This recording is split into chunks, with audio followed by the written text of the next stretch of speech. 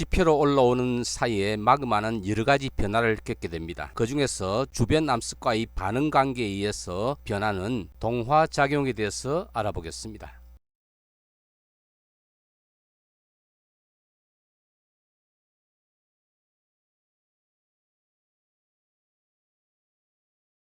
안녕하십니까, 도를 아십니까입니다. 마그마 속에서 광물이 정출되고 그러면서 마그마의 성분이 변하여 간다는 그런 이야기를 앞 시간에 하였습니다. 이런 것을 분별 정출 작용이라 하는데요. 그것 외에 또 마그마를 변화시키는 요인은 어떤 것인지에 대해서 알아보겠습니다. 거기다가 앞 시간에 했던 분별 정출 작용을 한 번 더 복습해 보겠습니다.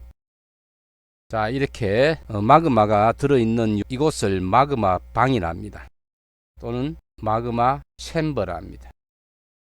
마그마는 밑에서부터 올라온 것이거든요. 그러니까 온도가 높은 데서부터 상승하다 보면 이 주변의 온도는 상승할 여기보다는 온도가 더 떨어졌습니다. 즉 낮아진 상태가 되고, 따라서 요 안에 있는 마그마는 온도가 떨어지게 되면은 이 속에서 광물들이 만들어집니다.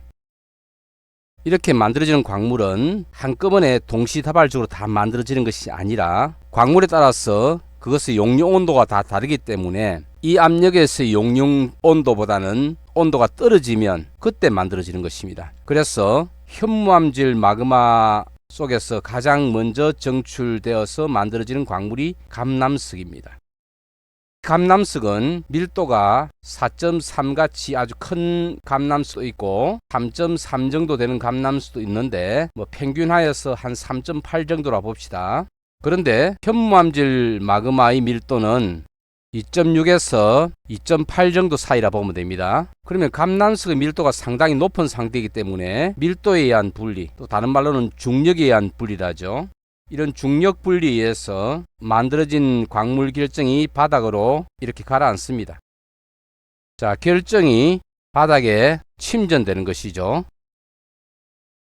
영어로는 크리스탈 세틀링이라 합니다. 감남석은 이 마그마 방수에서 계속해서 바닥에 가라앉거나 또는 이 마그마와 주변 암석 부위 경계 부분에 결정화해서 이렇게 둘러붙어 가지고 자라거나 합니다.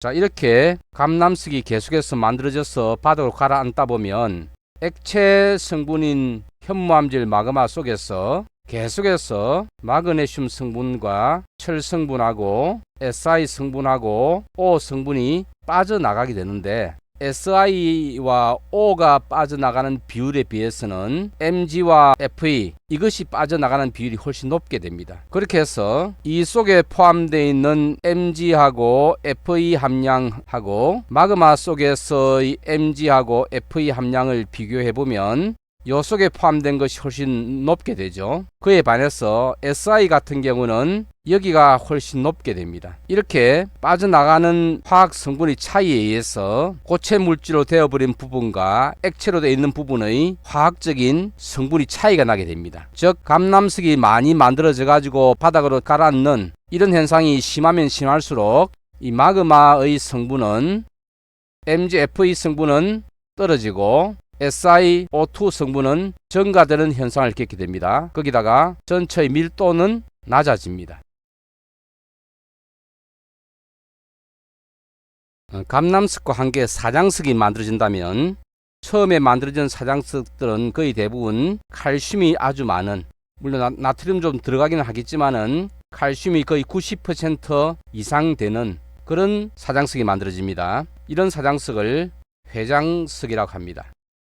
이 회장석은 현무암질 마그마와 거의 밀도가 비슷합니다. 그러니까 만들어지는 곳에 그냥 붕 떠 있든지 마그마가 아주 뜨겁기 때문에 이렇게 대류를 하거든요. 이 대류를 하는 데 따라 가지고 광물 결정들이 이동도 합니다. 자, 감남석이 다 만들어지고 난 다음에 가라앉는 중이더라도 휘석이 만들어질 수 있는 온도가 되면 이 마그마 방 속에서 휘석 광물이 정출이 됩니다. 휘석도 그 화학 성분에 따라서 약간의 차이는 있지만은 이 휘석의 밀도는 3.5, 3.3 요 정도가 돼요. 그래도 여전히 현무암질 마그마보다는 밀도가 높기 때문에 휘석도 역시 바닥으로 가라앉겠죠. 자, 그렇게 해서 감남석 청 위에 희석의 청이 만들어집니다.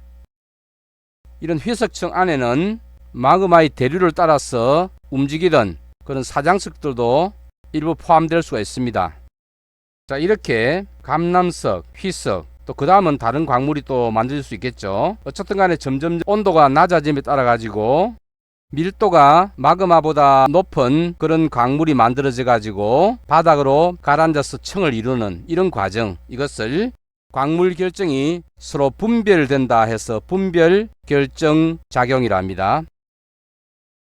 그리고 때로는 결정 분별이라고도 하는데 같은 말입니다.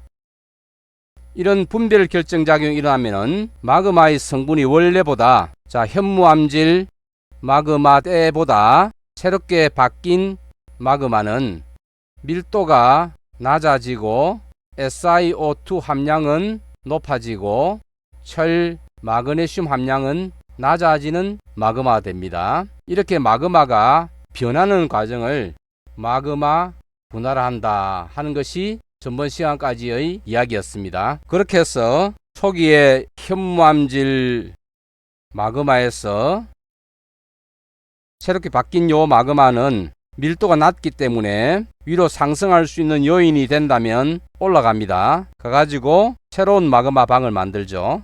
이 마그마 방은 주변과 밀도가 같아지는 지점에서 멈출 겁니다. 그렇게 해서 현무암질 마그마가 안산암질의 마그마가 될 수가 있고, 안산암질 마그마 속에서도 광물 결정들이 바닥에 가라앉고 마그마 성분이 변한다면은 역시 올라가겠죠. 그래서 또 새로운 마그마 방을 만듭니다. 이렇게 해서 유문암질 마그마를 만들 수가 있습니다. 여기서 현무암질 마그마 상태의 이 마그마가 어쩌다가 지표로 바로 나와 가지고 분출을 하면 그 암석이 현무암이고, 안산암질 마그마 상태의 마그마가 지표로 바로 나와서 분출하면 그것이 안산암입니다. 유문암질 마그마가 나와서 분출하면 유문암이 되는 것이고, 이 현무암질 마그마 상태에서 요 안에서 그대로 식어서 암석으로 굳어버리면 이 암석이 반려암이고, 안산암질 마그마 상태에서 그대로 식어서 된 암석은 섬록암, 유문암질 마그마 상태에서 그대로 식어버린 암석을 화강암이라 합니다. 자, 마그마의 분화를 이야기하면서 분별 결정작용을 이야기하였는데요. 이것 외에 동화작용이라는 마그마를 변화시키는 것이 있습니다. 이것은 뭔가 하면, 자, 마그마 방하고 바깥 암석 사이에 이 경계 부분은 어쩌다 보면은 금이 갈 수도 있는 것이고, 여기에 있는 암석이 바닥으로 마그마 속으로 풍덩 들어올 수도 있는 것입니다. 그러면 이 암석이 완전히 녹든지 아니면은 그 암석의 바깥 부분이 녹든지 어쨌든 간에 바깥에 있는 부분의 암석 성분이 이 마그마 속에 녹아 들어가지고 아주 많지는 않지만은 마그마의 성분을 조금이라도 변화시켜 주겠죠. 그런 것들이 마그마 방이 아주 크다면은 여기뿐이 아니라 여기서도 일어날 수 있는 것이고, 여기 암석이 들어왔다, 여기서도 여기 암석이 마그마 속으로 들어왔다, 그런 것이 도체에서 일어나겠죠. 물론 이 작용은 마그마의 성분을 변화시키는 요인 중에서 분별 결정 작용만큼 강한 것은 아닙니다. 하지만 아주 조금이라도 변화를 시키기 때문에 마그마의 분화에서 어떤 역할을 합니다. 이런 것을 마그마가 바깥에 있는 암석과 비슷해지려고 한다 하는 것으로서 영어로는 assimilation 이라고, 한글로는 이것을 동화작용이라 합니다. 같이 된다 하는 의미를 가지죠. 그래서 실제로는 마그마의 분화를 시키는 주요인을 1번과 2번을 통틀어 가지고 이야기를 합니다. 그래서 이것을 assimilation 플러스 분별 결정이라 가지고 AFC 과정이라고 합니다. 동화작용을 그림으로 보면 다음과 같습니다. 마그마 속에 주변 암석이 퐁당 빠져가지고 머무는 사이에 암석 전체가 녹거나 혹은 암석 바깥 부분이 녹아 들어가서 마그마의 성분이 바뀔 수 있습니다. 사진에서 보면은 가운데 밝은 색의 맥이 있고 그 맥이 주변 암석 사이를 침투하여 있으면서 그 암석과 맥 사이의 어떤 반응 관계를 만들어낼 수 있겠다는 그런 가능성을 보여주죠. 마그마의 분화에 대해서 크게 두 가지를 이야기합니다. 있습니다. 하나는 분별 결정작용, 하나는 동화작용이죠. 거기서 가장 큰 요인은 분별 결정작용이고 동화작용은 크진 않지만은 그래도 마그마의 분화에 영향을 끼친다 하는 것을 알 수 있습니다. 오늘은 마그마의 분화에서 분별 결정작용과 동화작용에 대해서 이야기하여 보았습니다.